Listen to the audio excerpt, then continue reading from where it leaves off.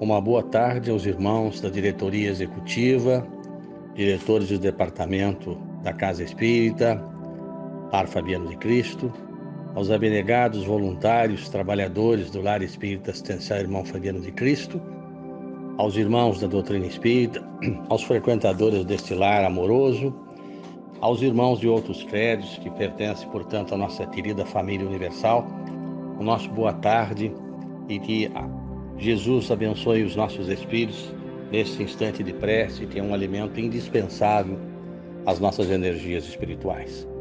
O dia 1º de setembro se reveste de singular importância aos nossos espíritos. Em 1º de setembro de 1976, abria suas portas ao trabalho do bem o Lar Espírita Assistencial Irmão Fabiano de Cristo. Estava instalada a Casa Física, dando sequência a um projeto preparado no mundo espiritual. O objetivo seria a assistência social espírita cristã para a velhice desamparada, bem como o exercício da caridade em toda a sua extensão, aprimorando o conhecimento da doutrina dos espíritos e comprometida com o período da transição planetária, convidando a transformação dos seres encarnados da primeira hora em novas criaturas na vivência da última hora, em criaturas novas impregnadas de amor e contagiadas pelo ensinamento do Mestre Jesus em seu evangelho de luzes e esclarecimentos. Seria uma oficina de trabalho pela mediunidade ao bem, um educandário de ensino espiritual, um auxílio para abrigar os desorientados pelas dores físicas e espirituais, um hospital para a cura dos males do espírito, uma penitenciária por abrigar seres doridos em suas consciências por um pretérito culposo e comprometedor, proporcionando a quebra das algemas que aprisionam o ser imortal, apesar dos débitos em suas mentes. Seu mentor no mundo espiritual foi Fabiano de Cristo, reencarnação de José de Anchieta, semeador e fundador das primeiras cidades na terra de Santa Cruz. Este peregrino da caridade, ao lado de Manuel da Nóbrega, depois de Emmanuel, Leonardo Nunes, o nosso Otávio, imperador romano, e Balduíno IV, rei do Templo de Salomão, e Manuel de Paiva, Allan Kardec e posteriormente a reencarnação de Chico Xavier, escreveram as primeiras páginas da colonização das terras brasileiras, bem como foram a serviço de Jesus os jesuítas da escola de Loyola, que plantaram a semente da construção da Nova Pátria, que seria conhecido mais adiante como o Brasil, o coração do mundo, a pátria do Evangelho, o mundo do regenerado de espíritos envelhecidos. Após seu desencarne, eles solicitaram ao Mestre Jesus para continuarem trabalhando em prol da coletividade sofredora e fundaram cidades e colônias espirituais, locais de abrigo a espíritos desencarnados, com vistas às luzes do Evangelho redivivo e a preparação do período de transição planetária.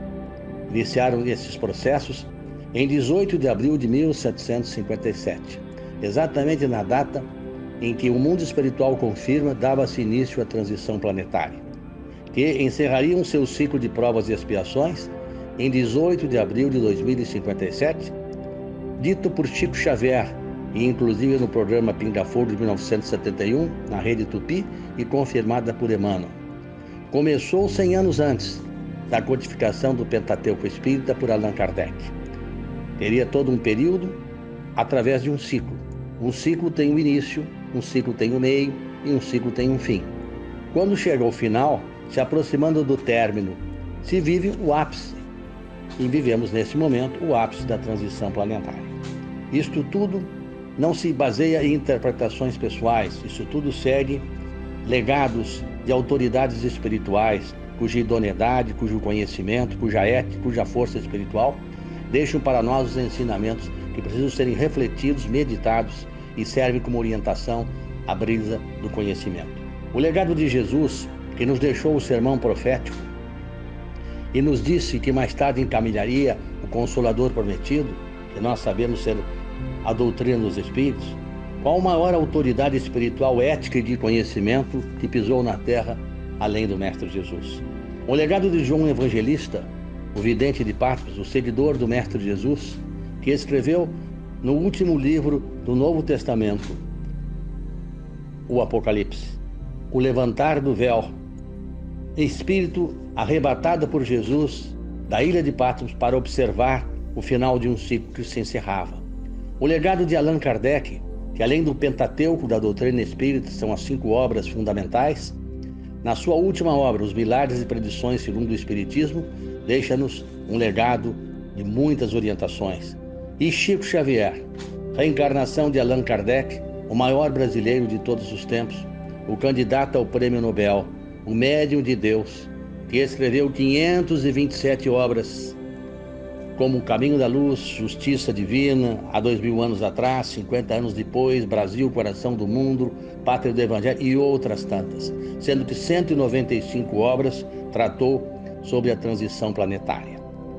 Para a grande obra que no mundo espiritual se chamaria Cenário de Luz, recrutou velhos companheiros de sua família espiritual, velhos ceareiros do passado, aqueles que eram vertentes da primeira hora, que fracassaram no esquecimento da Boa Nova, para que, na última hora, de provas e cilícios, escrevessem novas páginas de amor e luz em seus campos e seus caminhos. Neste momento do final do tempo, que é o fim de um ciclo, comprometidos e leais desceriam ao palco da terra, inebriados de amor, para se juntarem aos obreiros da última hora, para, através de suas experiências kármicas, auxiliarem ao Mestre Jesus na grande campanha do mundo de regeneração.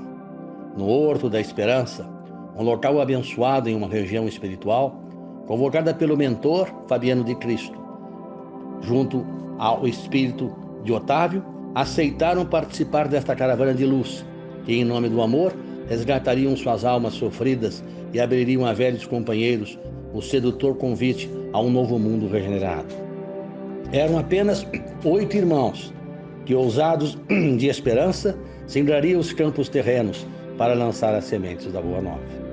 O que isto tem a ver com a Epístola de Paulo aos Colossenses, o tema dos apóstolos dos gentios? Ora, o tema da semana, o amor, vínculo da perfeição. Colossas ou Cona era uma cidade da Frígia, no rio Lico, a 15 quilômetros de Laodiceia, uma estrada para Éfeso. Em seu parágrafo 3º, no versículo principalmente 14 e o versículo 15, diz, parágrafo 3º, versículo 14, e sobre tudo isto, revesti-vos de amor, que é o vínculo da perfeição. E no parágrafo 3º, no versículo 15, diz, e a paz de Deus, para a qual também foste chamado em um corpo, dominem em vossos corações, e sede agradecidos. As epístolas de Paulo, acompanhadas pela dedicação de Timóteo e Silas, foram fundamentais na formação do Novo Testamento. Constitui uma resposta sublime de Deus aos apelos aflitivos das criaturas humanas. O Novo Testamento compõe-se de 27 livros, 4 evangelhos, um ato dos apóstolos, as cartas de Paulo às igrejas primitivas e o Apocalipse de João. O apóstolo dos gentios, considerado o 13º apóstolo, explicava que o verdadeiro amor é o amor às criaturas com toda a extensão da caridade. Fazer o bem como gostaria que nos fossem feitos, perdoar sem limites, ser humilde e brando, excluir as toxinas da alma, como o orgulho, a vaidade, a calúnia, a difamação, os comentários dissociativos, e dizia em seu apostolado que Jesus veio para os pobres, para os que queriam ouvi-lo, que aceitasse o seu evangelho de amor. Não veio para os que se achavam selecionados ou protegidos em castas, e sim para os puros de coração. Falou também ainda às igrejas amornecidas da atualidade e os falsos desejos dos crentes nos diversos setores do cristianismo.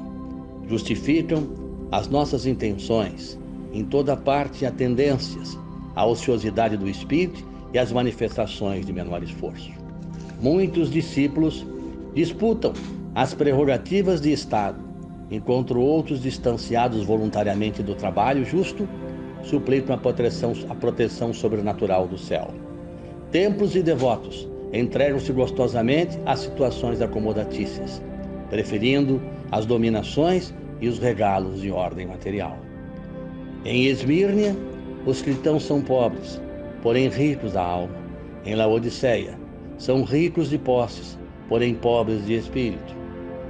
Esta mensagem de Paulo é no sentido de despertar, acima de tudo, o amor, o vértice perfeito no caminho da perfeição. E as perguntas que ele faz também, junto às suas observações, é um sinal para os nossos espíritos refletirem profundamente a respeito do que precisamos fazer para vencer as nossas dificuldades. A grande pergunta que se faz é como estamos nós no caminho da perfeição? Como estamos nós à procura do vínculo do amor perfeito? Somos capazes de perdoar? Somos humildes e brandos? Somos simples de coração? Nos afastamos de grupos selecionados ou castas supostamente preferidas? Somos gratos? Somos gratos a quem? À misericórdia divina? Ao mentor Fabiano de Cristo? Somos gratos ao precursor espiritual de nome Otávio, que a pedido de Fabiano foi o condutor desta nossa casa, que completa 44 anos de obra física, mas na verdade são 45 anos e meio, porque 1 ano e meio atrás começaram a vir as primeiras manifestações para a construção deste lar de amor. Nós agradecemos ao Otávio pelo concurso e pelo seu trabalho. Nós respeitamos os fundadores deste lar, entendendo a importância de suas presenças, de suas lutas, do lançamento da semente no solo que precisava ser irrigado para se tornar fértil, necessário de cuidado, de amor, de sacrifícios e perseverança. Perguntamos a todos os nossos irmãos como seria as nossas vidas se não existisse esse lar de amor. Como seria para nós não existir na Barão de Santa Tecla 624 um lugar para nos garantir os passes energéticos, as preces que alimentam o espírito, a sua assistência espiritual e as oportunidades de trabalho redentores? Como seria se essas portas não estivessem abertas a todos? E então, meditamos acima de tudo na Epístola de Paulo, que quando se dirigiu aos Colossenses, disse: dirige-os às igrejas para que elas compreendam o sinal do Mestre Jesus. Com Jesus se fala em amor. Com Jesus se fala em amor universal. Para crescer no vínculo da perfeição, precisamos nos afastar de toda aquela viciação que corrompe a alma, que nos sentirmos não vaidosos, nem orgulhosos, nem egoístas, porque esse não será um passaporte às esferas de luz. Atravessaremos o portal da morte, carregando exatamente o que possuímos hoje. Se somos ingratos, se assistimos às maledicências, se participamos das calúnias e fofocas desnecessárias, se não resolvemos dar ao nosso espírito a modificação do campo mental para o bem, procurando fazer através de uma plenitude de saúde que é física, mental, espiritual e social, atravessaremos as fronteiras da morte portadores de grandes enfermidades, porque seremos, no instante da morte, o que conseguimos ser no dia de hoje. As transformações que efetuarmos de melhoria aos nossos espíritos garantirão com certeza uma plenitude ampla e, acima de tudo, um conhecimento espiritual herdado por esses espíritos que são referenciais, mas agradecidos a todos esses companheiros que se esforçaram, que acreditaram nos nossos espíritos. E hoje, compreendendo que desses fundadores, apenas 2 estão em trabalho, 3 estão afastados por outros motivos, e a maior parte desses irmãos estão no mundo espiritual, orando por nós, torcendo por nós, acreditando com certeza que aprenderemos através das dores a necessidade de conjugar o verbo amar. Mas mais do que isto, é imprescindível porque o tempo passa, que compreendamos e que exercitamos esta extraordinária oportunidade oferece, agradecendo acima de tudo à presença dos espíritos de luz e compreendendo também que nós fazemos parte desta casa espiritual de Fabiano de Cristo, resgatando as dívidas de um passado tumultuoso, com a certeza inabalável de que o convite feito pelo apóstolo dos gentios ao exercício do amor é fundamental. E então, ao encerrar, dizemos: o cristianismo primitivo não desconhecia a necessidade da mente sã e iluminada e aspirações superiores na vida daqueles que abraçam no Evangelho a renovação substancial. O trabalho de notáveis pensadores de hoje encontra raízes mais longe. Sabem agora os que lidam com os fenômenos mediúnicos que a morte da carne não impõe as delícias celestiais. O homem encontra-se além do túmulo com as virtudes e defeitos, ideais e vícios que se consagrava no corpo. O criminoso imanta-se ao ciclo dos próprios delitos, quando se não algema os parceiros na falta cometida. O avarento está preso aos bens supérfluos que abusivamente amontoou. O vaidoso permanece ligado aos títulos transitórios. O alcoólatra ronda as possibilidades de satisfazer a sede que lhe domina os centros de força. Quem se apaixona pelas organizações caprichosas do eu, gasta longos dias para desfazer as teias da ilusão em que lhe segrega a personalidade. O programa antecede o serviço. O projeto traça a realização. O pensamento é energia irradiante. Espalhamos-nos na terra e perder-nos-emos naturalmente ao chão. Elevemos-nos para o alto e conquistaremos a espiritualidade sublime. Nosso espírito residirá onde projetarmos os nossos pensamentos, alicerces vivos do bem e do mal. Por isso mesmo, dizia Paulo aos Colossenses, sabiamente: pensai nas coisas que são de cima e não nas que são da terra. Que a paz de Jesus abençoe os nossos espíritos e uma tarde saudável de amor e luz.